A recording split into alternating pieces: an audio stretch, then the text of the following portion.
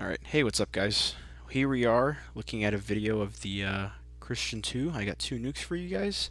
It's essentially a STRV 121B, essentially an STRV 121 with French smokes kind of set up for the top tier tanks that Sweden has, especially the STRV 122s, I'm sure as everyone's accounted for. Very distinct look that gives it, very distinct tank in my opinion, because while it is essentially a 2A4, it's actually it's necessarily actually a premium for Sweden.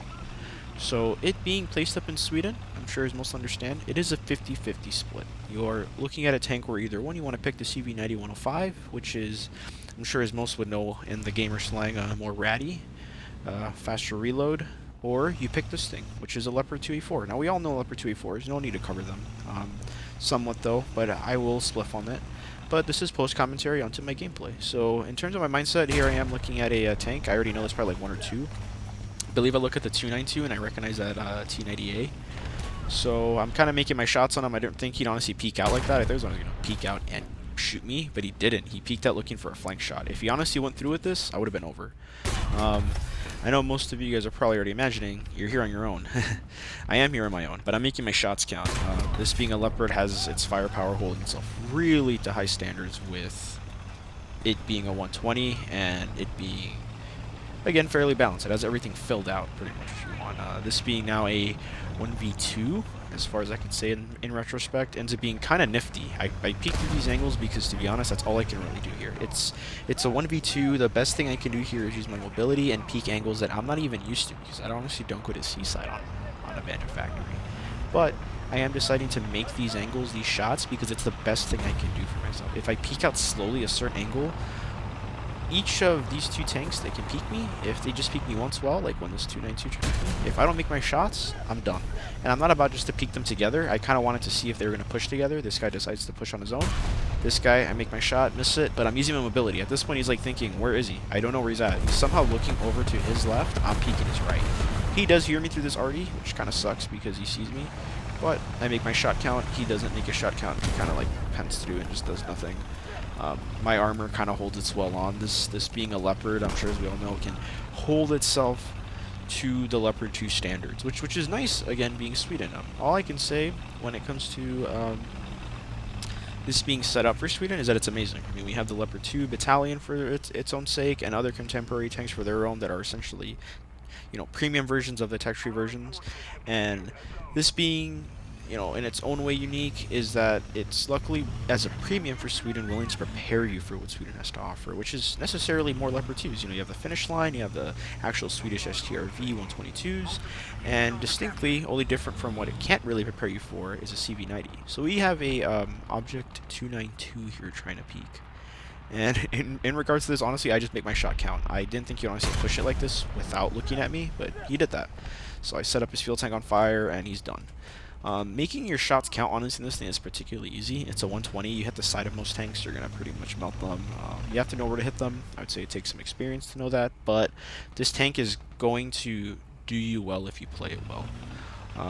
Being a Leopard 2, I'm thinking here I gotta use my mobility, because while I just finished off this 1v3, 1v2 essentially, and played it out as best as I could and made it out of it, I decided to use my mobility and set up for spawn. Now, I honestly, again, do not go for seaside, so I'm just thinking here, alright, I'm going to move over towards these mounds of coal, and I'm just going to kind of get over here and just kind of get it where, at minimum, if I get an angle on the railroad where it gets right in front of C, perfect angle. Like, if they don't know I'm here, boom. And for some reason, this guy is driving out of spawn as I'm actually doing this. I think he's in the terms. He does not see me. I think, honestly, with this being Swedish, that makes it unique, is that Swedish camos go very hard, along with this having a camo net. I think this thing blends in super well to its settings. I don't know if anyone in the comments can kind of agree, but I feel like Sweden, with what it's set up, if sounds kind of help you out here, and if you're able to kind of play around with it really well, the netting and the camo is somewhat, I wouldn't say pay to win, it's just convenient, this being mobile as it is too, it allowed me to get into this position and kind of be like, alright, like, I want to situate myself here, and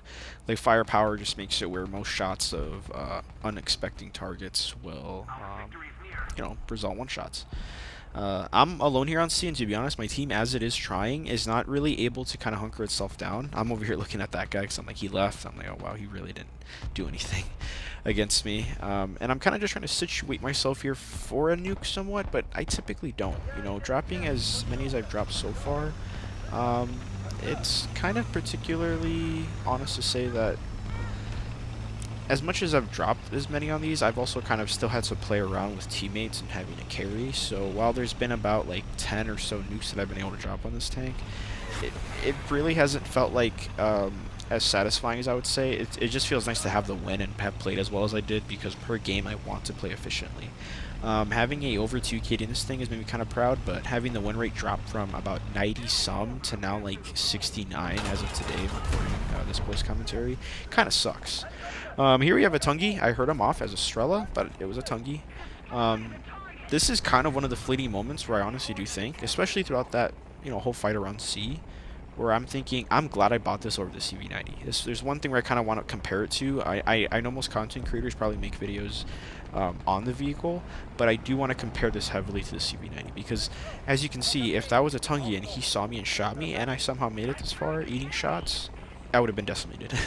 But this being a 2A4, if you have your armor pretty much front and you kind of indoctrinate your mind to kind of get to that point where you're always putting your armor where you need it to be, or you're positioning to where you don't have to rely on your armor, you're relying on your depression and your timing and aim, this thing's going to treat you really freaking well. It's going to eat shots from autocannons.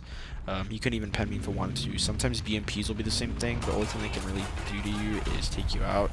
Guy comes back. I had HE ready because I kept on hearing like more stuff, and I think it was just him when he spawned in. So I get an HE ready. This thing is distinct, as I should put out more, because I kind of haven't emphasized that enough. It's distinct because one, well, it has less smokes, which kind of account to something, kind of really don't. It also can have a dozer, but distinctively, the very key point is that it has essentially what top tier Sweden has for its HE. Now, while this HE isn't something to really boot, like, wow, this changes it out, it's like a better dart, or it's a better, it's a better APFSDS.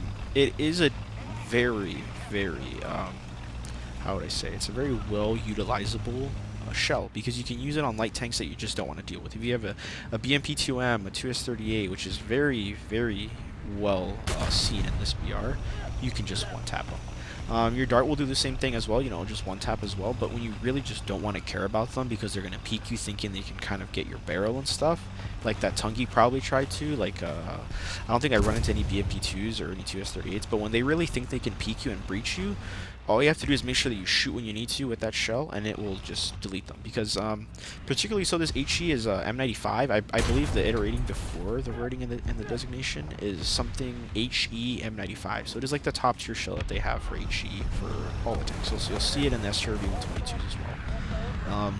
It's not necessarily comparable to Russian HE or even the Israeli HE or the Chinese HE, but it's about there where it's good enough to be, what you need it to be. It can overpressure roofs on Abrams, it can destroy light tanks, and it will make quick work of stuff that you can overpressure. It's enough to overpressure in comparison to, like, I would say DM13, if I remember correctly, that the Germans have.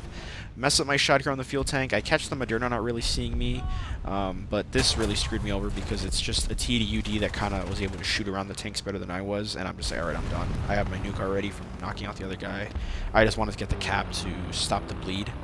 I get very lucky here with the nuke, to be honest. So there was a lot of frogfoots flying over, and I was like, alright, I just have to do it. Like, I just have to make it work, because they're going to have ticket bleed, and I don't think my team's going to get in the better positions, and at this point, I didn't know if there was going to be one on it. I just saw on the kill feed that there was a frogfoot that got shot down, and that I got to make my play.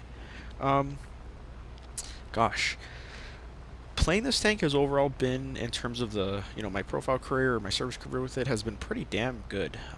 It's played really well with me. The first day was amazing. This is about, I think, now the third day. I'm on day 4 as of this recording, but this is on the third day of recording, where I dropped about 5 nukes, and I figured I'd record 2 of them. Because I was like, you know what, I'm dropping a lot of nukes, like, this is being pretty consistent. I was like, and I think I should just put a video on it. I've also had it finally, at this point, enough games, I think, in it. This is nearing about 100 games, if not a little over, or probably right around the single digits of it.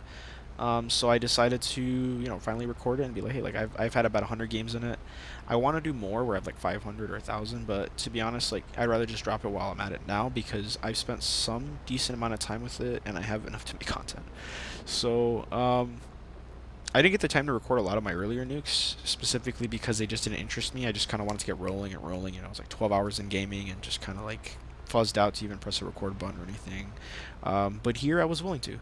And here I kind of just figured I get lucky enough, and I did. The Frogfoot didn't see me. You can kind of see that he's like, oh shit, I think I missed him, and I think he sees me. I'm not too sure. He didn't really comment about it. But I get covered a little bit from AA, and I'm able to just drop it in. Bam. Pretty pretty normal game, I would say, for this thing if you're playing it ideally. And me having like a over 2 KD, I guess you can imagine that I get to be able to reach into a point where I'm able to get nukes, but not all the time, obviously.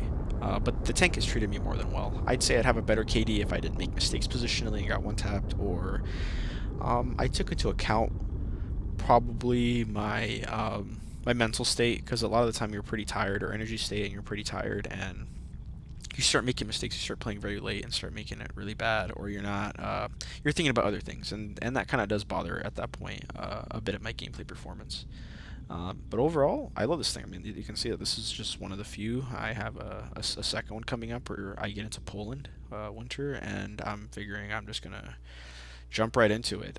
This one I'll try and get a little bit more into the play style of what I'm doing, because it's a bit hard to, in my opinion, explain it. I think a lot of the plays that most people make, a specific content creator that I would like to mention is BPA John.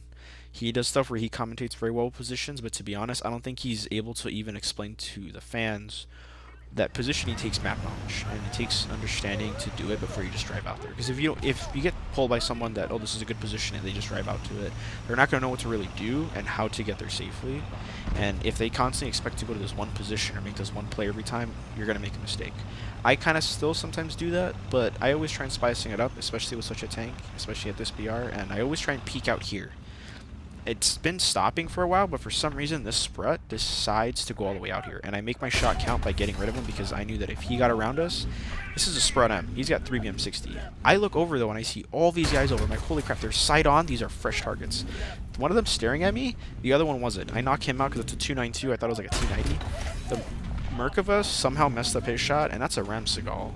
Pretty sure that's a Ramsegal. If not, that's I think the American one, and I just end up making my shot count because I cannot afford to get knocked out by these guys. I think there's actually an Israeli texture one. This is a T72 B 1989, and he just kind of messes up his shot a little bit. Almost one-shots me, but still messed up his shot because now I'm still alive. Tank will kind of end up being left off like this a lot of times when you get shot. You either lose one crew, two crew, or you do bounce or, ricochet off stuff, and you're good because the armor's still decent enough for even another down tier. Keep in mind, these two games are down tiers where I'm facing tanks that can very much pen me, the 292s, especially that Merkava with 3D. He's got a nasty shell. He's literally got the shell that I would get in top tier for the SRV 122 down the Swedish line with M95. So that shell can cut right through me everywhere in my turn. If it pens, it can also just knock me out too, because these turrets like to spall if you get penetrated by Russian rounds. So one thing I can boot is when you're, hauled down like even I am, it's better to make your shots and retreat. I kind of was a little bit, on the spot with my shots because I literally look over to the right and knock out these two guys. But I knew that with the quick succession of it, they were a bit in surprise, especially the Merkava. I mean, he bounced. I think he just literally bounced off the worst spot. I'm over here trying to take A because positionally I'm thinking, alright, like out here in the open they added all these trees. You can kind of push out here, and I don't think anyone's really going to peek at a spawn. Now that's an assumption, but I was right. Throughout the whole match I was kind of right. Only one person ever decides to take A and kind of surprises me. But the whole time I'm like, wait a minute, what's this? I'm just kind of peeking and peeking and peeking. That's kind of the play that I made, so I have to make that play style decision of just, I have to look for signatures and knock them out. Otherwise, I'm just going to get shot out of here from their spawn. For some reason, a Tungi's all the way over there, and I'm just like, wow, okay, I guess I make that shot. That's into their spawn. I thought it was more to the far right spawn during my gameplay, and luckily it wasn't. Here's a 2S38, somehow can get him, somehow shot him right down the middle. I've heard a lot of people saying these things can eat shots. I've only had these things probably eat shots a few times, and to be honest, what's distinct about this is, now that I actually kind of pointed out before, and this is coming into retrospect, I wish I had an HE loader for this guy, but I didn't. I didn't have the time to reload for him like that. I just kind of had to already have my shell in the breach and make my shot count. But if you have HE, you can shoot those things anywhere, especially their turret area, and it will one-shot them. It's an amazing shell. If you hit center mass on those things, though, I would say you'll one-tap. Sometimes the fuel tanks do eat stuff, I'll be honest, but half the time they struggle to penetrate you. You know, you'd be surprised how much that, as long as if you're not angled against 2S38s, they're really not going to mess you up. But if you are angled a little bit, it's just like a 105 shell. It'll kind of just wiggle in through your side. It'll just pretty much penetrate it and one-tap you. So be mindful of these things, because you will see them a lot. They are 10.0. But when you see them, you see their turrets, hit them with HE. Kind of stuck here. You know, he obviously messed me up. Somehow did knock out my Oli 2 crew. I made my shot count down to his ammo, and I'm figuring, hey, I'm just going to drive in there because a teammate got knocked out, I believe, and I tried to RD in there, and yeah, it's a T80 sitting there. I'm thinking I'm going to move in and secure it because I know he's going to move in soon because he's probably also damaged. Now, believe it or not, from spawn, there was a 292, I think, set up right here, and he's driving out of his spawn, as you guys can kind of see in the map. I can't find him, though, and I'm just thinking he's getting shot at. I'm going to ignore him. He's probably getting shot at from C-side. I'm thinking C's sort of a process right now where they're going to take it and we can kind of hold all points, but to be honest, I'm also just trying to worry about kind of sounding out where this guy's going to be moving to, because otherwise I don't make a play. Now, that TDB dies, but believe it or not, when I say it, there ends up being another guy there. And there ends up being this 292 finally peeking out from his spawn that I pointed out before, and he ends up knocking me out because I messed up my shot. You have to shoot a little bit to the right of the hull with these guys where it's going to penetrate, and you will then make them pretty much go off. That's because of the way the ammo's situated. If they don't carry too much ammo, where it starts impacting around the hull, it goes in like a U all the way around, but otherwise it sits on the right for the minimum amount of ammo. So in particular, I just shot too far to the left. I penetrated the engine, and there was no ammo. An A10 gets a Maverick off somehow far away while I'm spawning, and I'm kind of freaking out here because I'm like, that almost hit me. Holy cow, that would have been really bad because I have this guy set up here with his engine, and I can just knock him out. So here I kind of make more of a center mass shot, and that just does what it needs to do. It actually hits the ammo. So he actually did have full ammo to his full hull. That should have been a boot. I just penned too far to the left and hit his engine deck more. This thing will typically penetrate the way it's supposed to be and do really good damage, especially against T-Series tanks.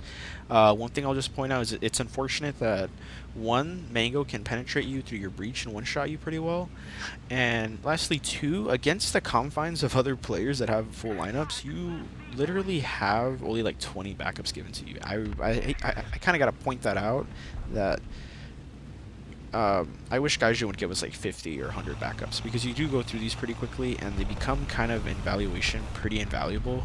It's not worth a G unless you have so much, and it's not worth getting more unless you already have some, so it'd be nice. Guy messed up his shot. I believe it's a TDU or TDB.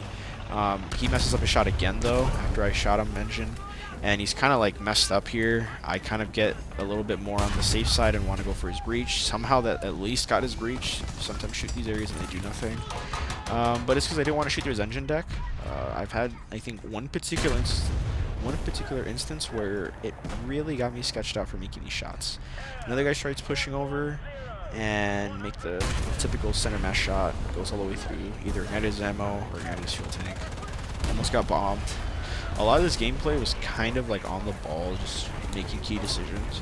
But a lot of it, I hope you know, was because from playing this map so many times, I kind of understood with at least giving me sounds, where to shoot, what to aim for.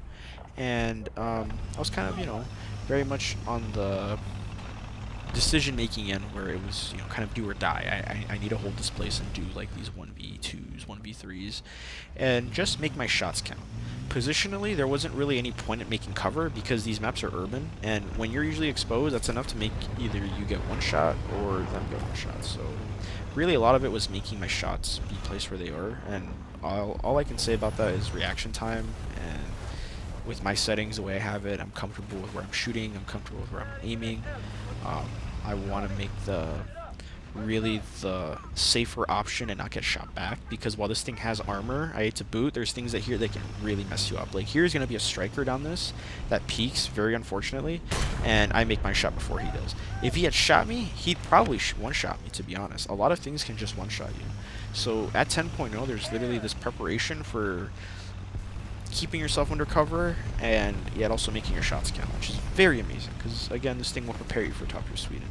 There ends up being an Abrams here sitting on the point with his engine off. I kind of miss him. I almost make the blunder, but it is because quite literally the position he was very well exposed to C, and it kind of made sense why he took out our guys at C a while ago. I finally notice him, he notices me, I make my shot count. It spalls, center mass, beautifully. He could have killed me, to be honest. He could have shot me in my hull too and also done the same thing. But it's about making your shots count. My honest opinion on this thing is buy it when the cells come, and if not, buy it if you really consider having a foolproof tank for Sweden. Because while the CV90 is probably regurgitated as, and I will say regurgitated, a lot of people will say this tank is worth it. I would say that this is more worth it. Because again, I guess I should say it's a jack of all trades. It has everything going for you. It's, I'm sure, without much more iteration, it's just literally a 2v4 with everything going for itself and some slickness to it because of its stuff. We end up having an Abrams come in and shoot me, get to drop the nuke. There's no like suspense there with the frogfoot. But yeah, going a little bit more on it, I think this thing is pretty expensive for its price, but $5 more for a more, I would say, foolproof tank and more up-to-date tank, I think, to the current situation is more better. But I'm sure most people in the comments would obviously say that there's an opinion behind that. And yeah, I would say so. But from playing a lot of these tanks, all I can say is if you have experience behind these tanks playing tech trees, you know, you'll kind of get the most out of this tank. If you're new to this tank, it's going to be a classic MBT, you know, KVT clickbait sort of situation where you're really never going to understand it, what I'm kind of talking about. But if you have experience, you'll know that these tanks can do it all, and there's really nothing wrong with it. I do wish it had a dozer, and if anything, I do wish maybe it had a bit of a better shell, maybe DM33, but to be honest, even then, I'm enjoying this tank. It was worth the price for me. I'm not here trying to necessarily sell it. I wanted to grind Sweden, and I wanted to grind it as more convenient as possible with the best ability to carry like this. I don't believe in the CV90 I would have obviously carried like this. You can only get this done with the Christian and the STRV 121 if you have a talisman. But this being premium, this being all the convenience, I get the benefit of getting all the SL and all the RP bonuses. So this thing makes me very happy. I would again recommend I would have to say it once more, getting it on sale, because right now it's going to be not on sales for a little bit, but it's worth waiting for it. It's worth getting it if you have the money, I suppose. But deeply consider it with kind of what I said before about how having trees down your belt, because otherwise this thing is very much going to not be fun for you. You have experience, go for it. I love this thing, and I'm excited to put more. I'm excited to free ace it. And I hope you guys honestly enjoyed the commentary and what I got to put down for this thing. And if I were to say anything else, get some time down with your tanks. Put some time down. And hopefully you can grind well and get to top of yourself. And maybe you'll pick this thing up. If not, consider using one of the creator codes that I might mention soon on my other videos. But yeah, hopefully you guys enjoyed the video, and catch y'all later.